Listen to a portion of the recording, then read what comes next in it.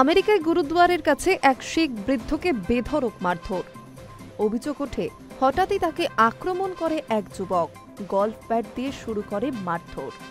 আক্রমণের জেরে ভেঙে গিয়েছে বৃদ্ধের মুখের হাড়, শুরু হয়েছে মস্তিষ্কের রক্তক্ষরণ। গুরুতর আহত ওই বৃদ্ধকে তৎক্ষণাৎ উদ্ধার করে নিয়ে যাওয়া হয় নিকটবর্তী হাসপাতালে। সেখানেই তিনি চিকিৎসাধীন। জানা গিয়েছে আক্রান্তের নাম হরিপাল সিং, বয়স ৭০ বছর। তিনি লস অ্যাঞ্জেলেসের বাসিন্দা। প্রতিদিন সকালে নর্থ হলিউডের গুরুদ্বারের কাছে তিনি প্রাতঃভ্রমণে যেতেন এবং সেখানে পাখিদের খাওয়াতেন। কিন্তু গত সপ্তাহে হঠাৎই তাকে আক্রমণ করেন এক যুবক। অভিযোগ, গল্ফ ব্যাট দিয়ে তাকে বেধড়ক মারধর করা হয়েছে, ভেঙে দেওয়া হয়েছে মুখের হাড়, একই সঙ্গে তার মস্তিষ্কেও রক্তক্ষরণ শুরু হয়েছে বলে খবর। হামলার পর সেখান থেকে চম্পট দেয় অভিযুক্ত।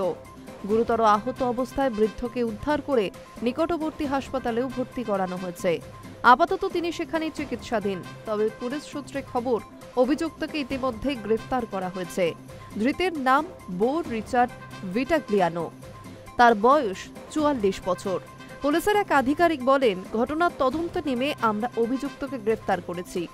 গোটা ঘটনাটি তদন্ত করে দেখা হচ্ছে, পাশাপাশি যুবককে জিজ্ঞাসাবাদও করা হচ্ছে বলে পুলিশ সূত্রে খবর।